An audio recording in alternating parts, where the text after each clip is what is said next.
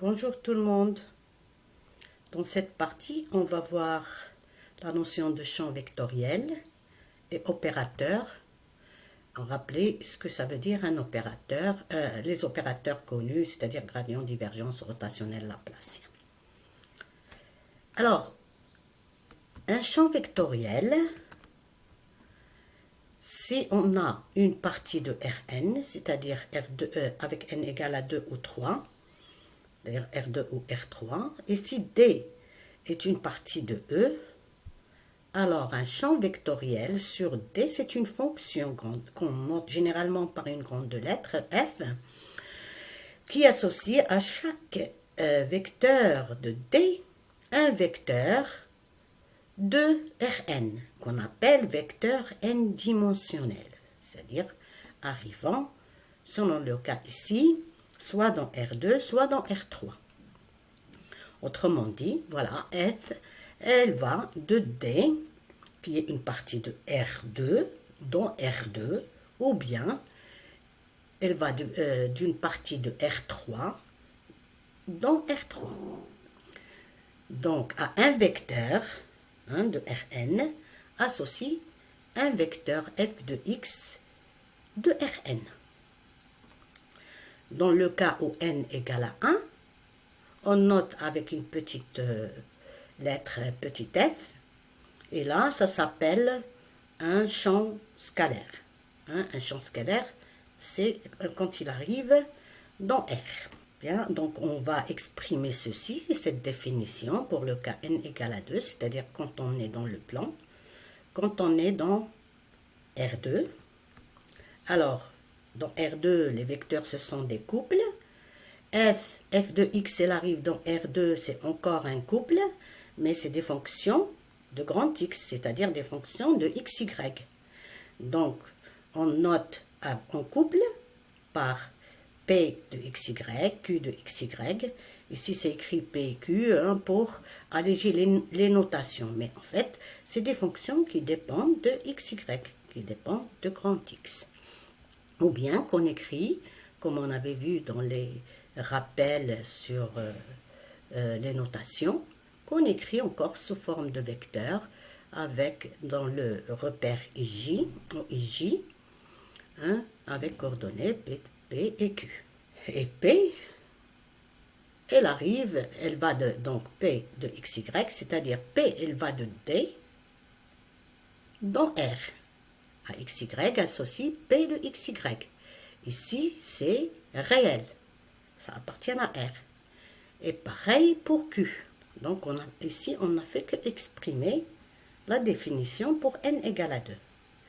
Maintenant, dans l'espace, pour n égale à 3, dans R3, les vecteurs, ce sont des triplés, et f de x, qu'on peut noter encore f, juste pour alléger, ce sont des écritures très utilisées en physique, pour alléger les notations.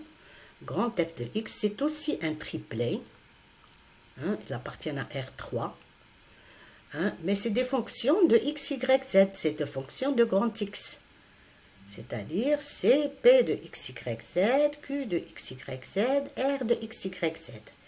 Avec ces valeurs-là qui appartiennent à R. Qu'on peut encore écrire sous forme de vecteurs à coordonnées dans la base IJK, dans un repère de l'espace.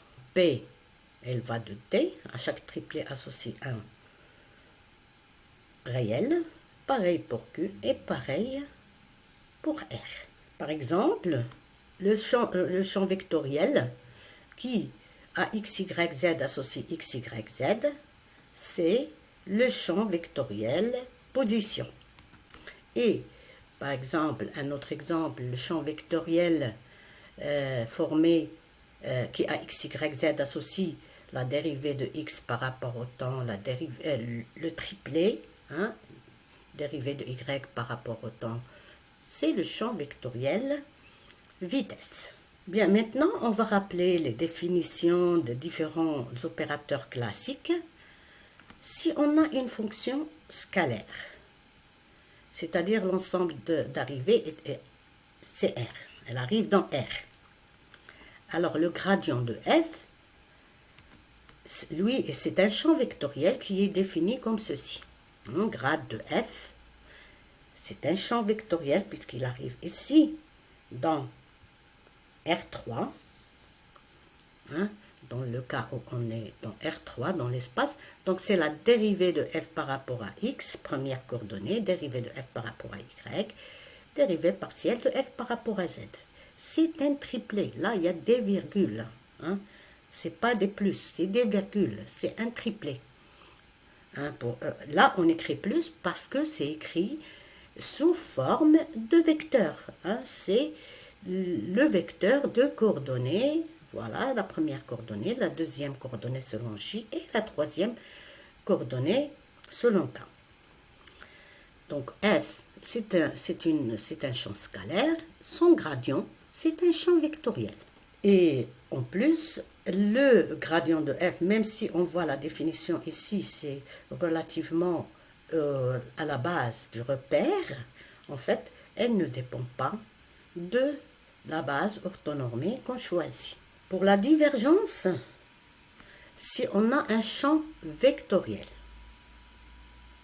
hein, dans R3, alors on définit la divergence de f, le grand F, par, grand F c'est un champ vectoriel, donc R3, par div de f égale la dérivée de la première coordonnée par rapport à x, plus la dérivée de q par rapport à y, plus la dérivée partielle de r par rapport à z. Hein, ici, p, q et r, ce sont des fonctions qui dépendent de x, y, z et qui arrivent dans R. Donc, là, c'est un champ vectoriel. Sa divergence, c'est un champ scalaire. Vous voyez ici, réel, plus réel, plus réel. Hein, c'est des plus là. Ce n'est pas des virgules. Donc là, ça nous donne, c'est un réel. Pour le rotationnel de f, hein, c'est aussi le rotationnel d'un champ vectoriel, de R3. Il est défini comme ceci. Donc, première coordonnée, dérivée de R par rapport à Y, moins dérivée de Q par rapport à Z. Deuxième coordonnée, moins, entre parenthèses, la dérivée de R par rapport à X, moins dp dz. Et la troisième coordonnée, dq dx, moins dp dy. Plus loin, après, on va voir une autre façon de le présenter, plus simple à retenir, avec la notion du vecteur nabla, de l'opérateur nabla. Maintenant, ce qu'on appelle laplacien, c'est la divergence du gradient d'une fonction scalaire. Et on le note delta petit f. Donc on a un champ scalaire, son laplacien, c'est encore un champ scalaire. C'est la divergence du gradient. Donc, c'est la dérivée seconde par rapport à x, plus la dérivée seconde par rapport à y, plus la dérivée seconde par rapport à z. Là, on va introduire ce qu'on appelle l'opérateur nabla. On définit comme un vecteur. En fait, c'est un opérateur, mais on le définit comme un vecteur dans R3, de coordonnées, des ronds sur des ronds x, des ronds sur des ronds y, des ronds sur des ronds z. Et on va voir qu'il se pratique d'utiliser cet opérateur pour exprimer les différents opérateurs qu'on vient de voir. Donc, par exemple, pour le gradient, petit f, le gradient de f, eh bien, ça va être l'opérateur nabla appliqué à petit f. Hein? Donc, appliqué à petit f. Donc, ça va être df sur dx, df sur dy, df sur dz. C'est un vecteur. Après, le laplacien de petit f. Hein, ça, c'est pour un champ scalaire. Ça va être quoi? Donc, ça va être le nabla scalaire, le vecteur nabla f. Nabla f, c'est ça, grade f. Donc, ça va être, voilà le vecteur nabla, ou opérateur nabla. Et là, voilà le delta f qu'on a calculé ici. C'est pas le delta f, c'est le nabla f, c'est-à-dire le grade de f. Hein, c'est un produit scalaire. Et donc, comment on calcule un produit scalaire de deux vecteurs? Donc, première coordonnée fois première coordonnée, plus deuxième fois deuxième, plus troisième fois troisième. Hein? Donc, ça nous donne la dérivée seconde de f par rapport à x carré, plus la dérivée seconde de f par rapport à y carré, plus la dérivée seconde de z par rapport à z. Et donc, ça nous donne un réel. Maintenant, pour un champ vectoriel, donc, on avait vu la divergence qu'on peut exprimer comme un produit scalaire de l'opérateur nabla avec grand F. Vecteur, scalaire, vecteur. Et donc, ça va être ça fois ça, plus ça fois ça, plus ça fois ça. Voilà. C'est bien la définition qu'on avait vue. Après, le rotationnel. Et le rotationnel, donc, on l'exprime sous forme de produit vectoriel de l'opérateur nabla avec grand F. Hein, on sait comment on calcule le produit vectoriel de deux vecteurs.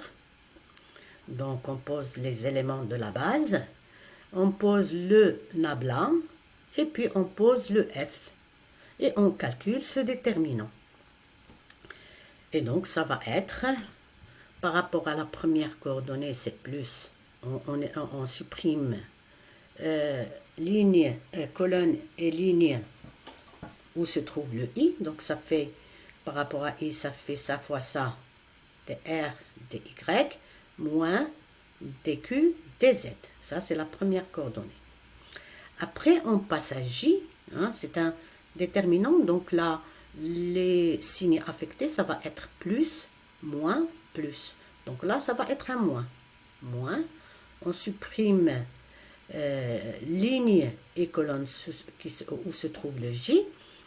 Et ça va nous donner, donc, ça fois ça, dr dx, moins ça fois ça, dp dz, déterminant d'ordre 2. Et puis on passe plus la troisième coordonnée, donc on trouve le cas, il y a un plus ici, parce que plus, moins, plus. Et donc ça fait ça fois ça, moins ça fois ça. Voilà. Qu'on peut encore écrire, donc sous la forme de triplet, où la première coordonnée c'est ça, la deuxième c'est celle-là, et la troisième c'est celle-là. Bien, alors ces notions-là, on peut, pour R2, donc pour R2, le nabla, ça va être un couple, ddx, ddy.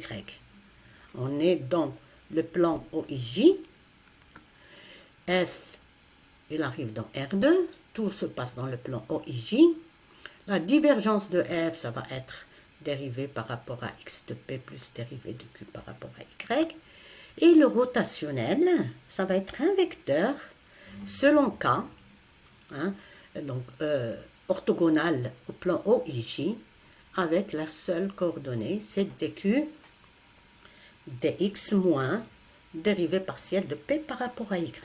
Bien, alors on va donner un exemple de calcul de ces différents opérateurs.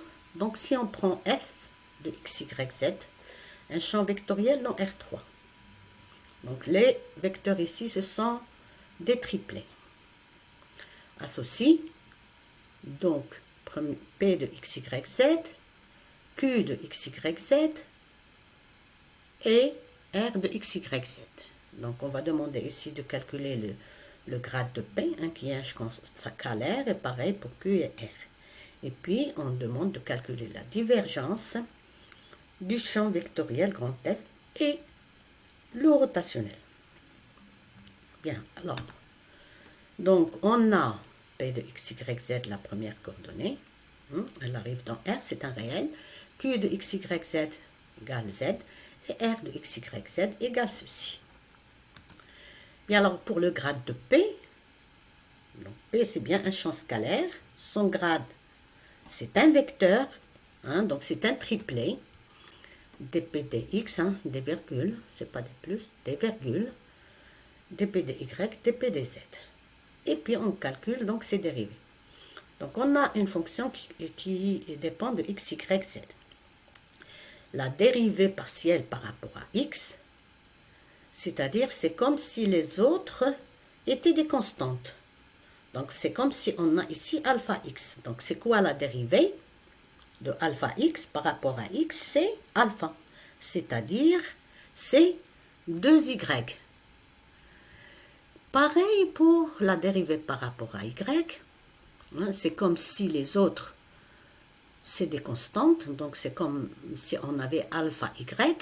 Donc la dérivée par rapport à y, ça va être alpha, c'est-à-dire 2x. Et puis, par rapport à z, là il n'y a pas de z, ça veut dire c'est une constante en z. Donc sa dérivée, c'est 0. Bien alors pour le q, donc pareil, la dérivée, la définition. Dérivée par rapport à x, c'est combien? C'est 0, il n'y a pas de x. Par rapport à y, c'est combien? C'est 0, il n'y a pas de y. Et la dernière, la dérivée par rapport à z, c'est combien? C'est 1. Donc ça fait 0, 0, 1. Pour le gradient de r, la définition, la dérivée de r par rapport à x. Alors les autres sont des constantes. Donc c'est comme on a alpha x carré. Donc la dérivée, ça va être 2 alpha x, c'est-à-dire 2 fois cette quantité fois x. Vous voyez, 2 alpha x. Voilà le alpha, 2 cos y z fois x. La deuxième, la dérivée par rapport à y.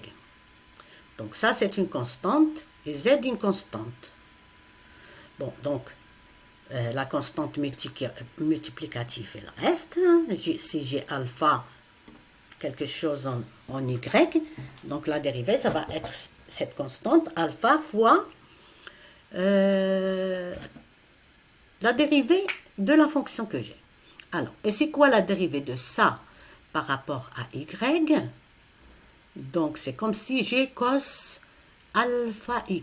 C'est quoi sa dérivée?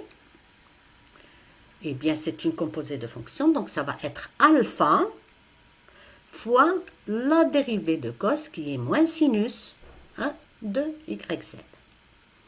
Donc ça va être moins z sinus yz. D'accord? C'est x carré fois moins z sinus yz. Pareil ici pour la dérivée par rapport à z. Je vous déroule quoi? Donc on fait la même chose pour z. La dérivée de cosinus yz par rapport à z, c'est moins y sinus yz. Pour la divergence de grand F, donc c'est le produit scalaire de nabla avec f, et donc ça va être la somme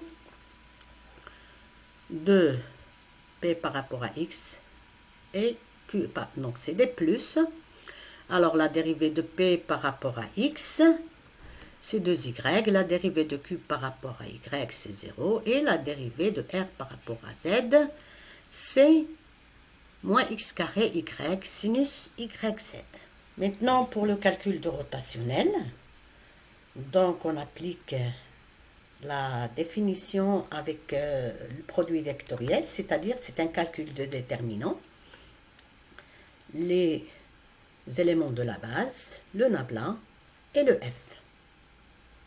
Donc par rapport à la première coordonnée, c'est un plus, ça fait dérivée de ça fois ça, ça fait dérivée par rapport à y de ça, c'est-à-dire ça fois ça, moins ça fois ça. D'accord? C'est, en fait, c'est le produit, là on ne brûle pas les étapes, donc c'est ce déterminant d'ordre 2, i, on passe à la deuxième, ça fait plus moins, donc moins, je supprime ligne et colonne, il me reste ce déterminant d'ordre 2, donc voilà la première, voilà la deuxième, et puis la dernière coordonnée, Donc plus moins plus, donc ça fait plus. Selon cas, ça va être, je supprime ligne colonne. Selon cas, il va me rester ce déterminant d'ordre 2. Et puis on calcule chacune. Donc ça nous fait la dérivée de ça par rapport à y, qui est dérivée de cos, cos yz par rapport à y, ça fait moins z sin yz, et la constante x carré, puisque on dérive par rapport à y, moins la dérivée de z par rapport à z qui est 1. Là, pareil, dérivée de x, dérivée de ça par rapport à x, donc ça fait, là c'est constant en x, donc ça fait 2x fois cette constante, c'est-à-dire 2x cos yz, le moins d'ici.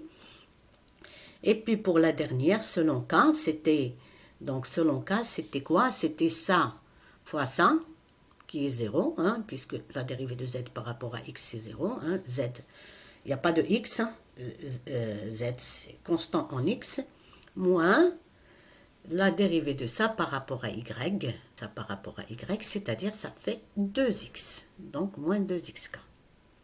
Donc on écrit comme ceci, ou bien sous forme de triplet. La coordonnée, virgule, deuxième coordonnée, virgule.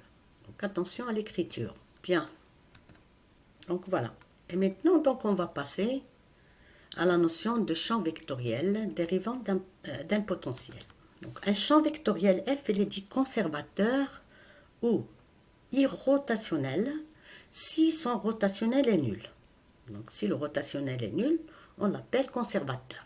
Alors ici, des propositions qui sont générales, on a toujours, qu'on peut vérifier par la définition qu'on avait donnée des différents opérateurs. Pour un champ vectoriel F, on a toujours la divergence du rotationnel de F égale 0. Et pour tout champ scalaire petit f, on a toujours le rotationnel du gradient de f égale 0. Donc ça, on peut les vérifier par la définition de ces opérateurs qu'on vient de rappeler. Bien, ici, qu'est-ce que ça veut dire? Donc, le rotationnel du grade de f égale 0. Ça veut dire que le grade de f est conservateur, est toujours conservateur. La définition de conservateur, c'est lorsque son rotationnel est nul. Bien, alors, donc, si un champ f dérive d'un potentiel, qu'est-ce que ça veut dire? Dérive d'un potentiel, ça veut dire si il est égal, il est écrit sous forme de grade de petit f. Donc, si on a un champ qui dérive d'un potentiel, automatiquement, son rotationnel est nul. C'est-à-dire, f est conservateur. Donc, les champs qui dérivent d'un potentiel sont conservateurs. Le rotationnel est nul. Alors, donc, pour qu'un champ dérive d'un potentiel, il doit être conservateur. C'est-à-dire, il doit vérifier rotationnel de f égale 0. Donc, si on va avec des implications là, grand F égale grade de f implique que le rotationnel de grand F est égal à 0. C'est-à-dire, si on a P implique Q, c'est équivalent à dire non Q implique non P. Donc, rotationnel différent de 0, ça implique que F est différent de grade de F. F ne peut pas être un gradient. Donc, c'est ce qui donne ceci. Si le rotationnel de grand F est différent de 0, alors F ne peut pas être un gradient. Il ne dérive pas d'un potentiel. D'accord? Donc, si on résume, si on a grand F, un champ vectoriel, et on veut savoir s'il dérive d'un potentiel. Alors, donc, si on a grand F, on veut savoir s'il dérive d'un potentiel, qu'est-ce qu'on fait? On calcule son rotationnel. Si on trouve les différents de 0, ça y est, c'est terminé. On peut dire qu'il ne dérive pas d'un potentiel. Mais si on trouve son rotationnel égale 0, on ne peut pas dire automatiquement qu'il dérive d'un potentiel. C'est-à-dire que l'implication, elle est seulement dans un sens. Pour avoir l'autre sens, il faut une condition supplémentaire. que on énonce dans ce théorème-là. Si F, champ vectoriel de classe C1, de R3, sur un domaine simplement connexe, de R3, hein, vous voyez la définition de simplement connexe dans des notions topologiques, alors on peut avoir l'implication inverse. Dans ce cas-là, si on a rotationnel de F égale 0, alors F dérive d'un potentiel. D'accord? Donc la première implication est toujours vraie. C'est-à-dire, F dérive d'un potentiel, ça implique que rotationnel de F égale 0. Mais la deuxième implication, hein, c'est-à-dire l'autre sens, si rotationnel de F égale 0, est-ce que ça implique que F dérive d'un potentiel? Il faut cette condition-là. Donc, dans le cas où on a cette condition, on a l'équivalence. D'accord? Donc, dans le cas classe C1 sur simplement connexe, F dérive d'un potentiel si et seulement si son rotationnel égale à 0, si et seulement si, donc on exprime ce que ça veut dire, le rotationnel égale 0, première coordonnée nulle nous donne cette égalité, deuxième coordonnée du rotationnel nul nous donne celle-là, et la troisième nous donne celle-là. Et dans le cas de R2, donc on a deux coordonnées, P et Q, et alors donc ça dérive d'un potentiel, mais toujours sous cette condition-là, si et seulement si on a dq dx égale à dp dy, c'est-à-dire le rotationnel nul. Bien, alors maintenant on va passer un exemple. Donc on vous donne ici deux champs vectoriels. Voilà le premier, voilà le deuxième. Le premier il est dans R2, le deuxième il est dans R3. Et on vous dit, donc, est-ce que ces champs-là dérivent d'un potentiel? Dans le cas de l'affirmative, c'est-à-dire si il dérive d'un potentiel, là, trouvez ce potentiel petit f. Bien, alors on passe à la solution. Donc pour le premier, on est dans R2, P c'est ça, Q c'est ça. Donc on va commencer par calculer le rotationnel de grand F. Donc le rotationnel ici pour une fonction dans R2, ça va être dq dx moins dp sur dy. Donc on va calculer dp sur dy. Bon, le p, on peut simplifier, hein, donc ça fait a plus c sur b, donc ça fait a sur c plus b sur c. Donc ça sur ça, ça va être 1 sur y, simplification, et ça sur ça, ça va être 2y sur x3. Donc, dérivant par rapport à y, la dérivée de 1 sur y, c'est moins 1 sur y carré. Et la dérivée de ça, hein, ça le x c'est une constante, ça va être moins 2 sur x3. La dérivée de y, c'est 1. Puis, la dérivée de q par rapport à x, pareil. Donc, vous voyez ici, hein, là, a plus c sur b, donc ça fait a sur b plus c sur b. On simplifie pour la première, 1x carré moins. Alors, la dérivée de 1 sur x carré, c'est quoi? C'est moins 2 sur x3. Et la dérivée de ça par rapport à x, ça c'est une constante, le y, donc, et la dérivée de x, c'est 1. Donc, ça va faire la constante, moins 1 sur y carré. Voilà. Donc, qu'est-ce qu'on remarque ici? On trouve la même valeur, c'est-à-dire la dérivée de p par rapport à y, c'est la dérivée de q par rapport à x, c'est-à-dire que le rotationnel, c'est 0. Hein, puisque le rotationnel, c'est dq sur dx moins dp sur dy. Donc, qu'est-ce qu'on peut conclure de ça? Tout ce qu'on peut conclure, on ne peut pas conclure que f dérive d'un potentiel. Ce qu'on peut conclure, c'est qu'il y a des chances que ça dérive d'un potentiel sur des parties de R2. D'accord? Donc, si on applique le théorème, ça va dériver d'un potentiel sur tout domaine simplement connexe tel que x différent de 0, y différent de 0. Pourquoi ça? Parce que le f, c'est PQ. Et vous voyez, PQ, c'est le couple PQ. Vous voyez, c'est défini sur R2 moins le couple 0, 0.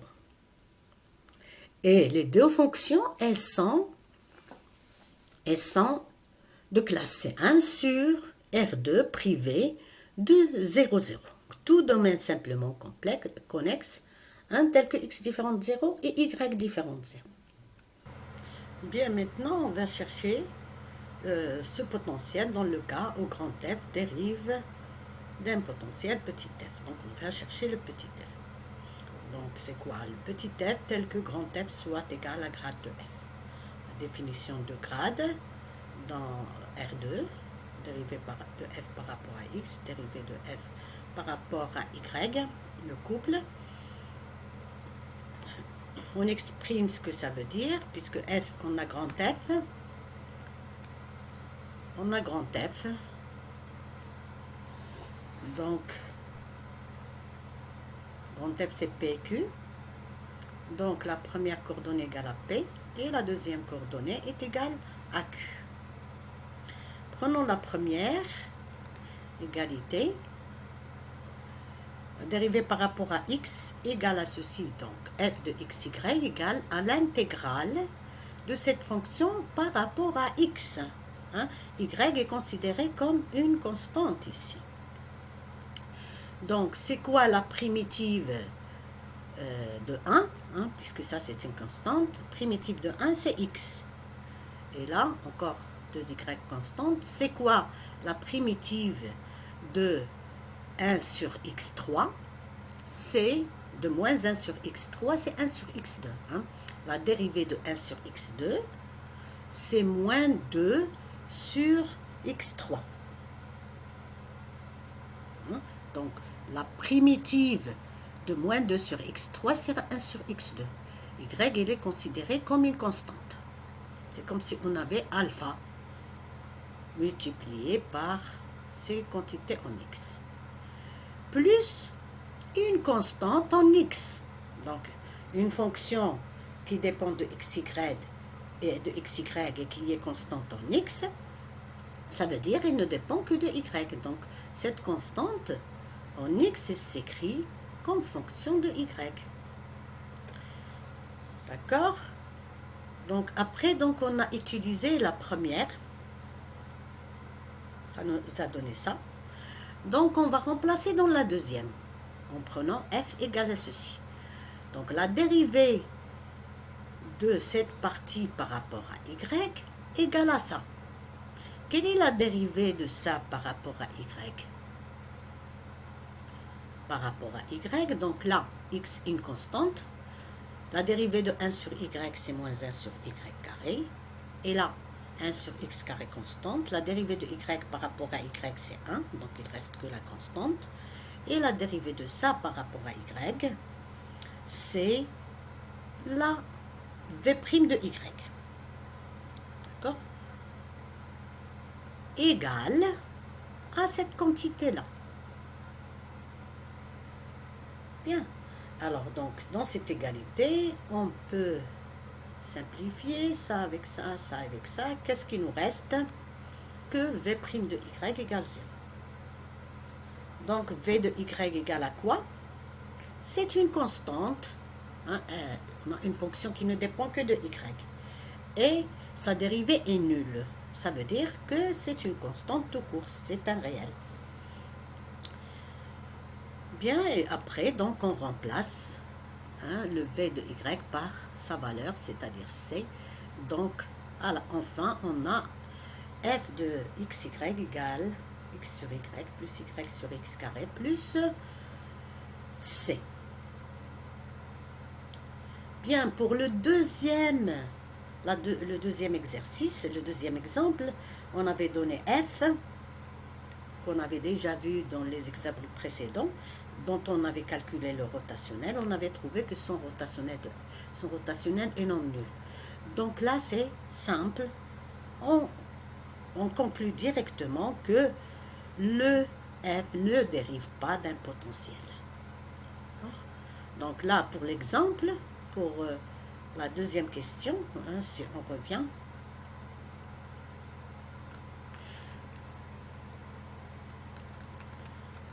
donc voilà, voilà le grand F. Hein. Et si on revient aux premiers exemples où on avait calculé son rotationnel, c'est bien celui-là. On avait calculé son rotationnel, on avait trouvé son rotationnel égal à ça. Hein, donc, c'est différent de 0, 0, 0. Un rotationnel non nul implique que grand F ne dérive pas d'un potentiel. Et voilà.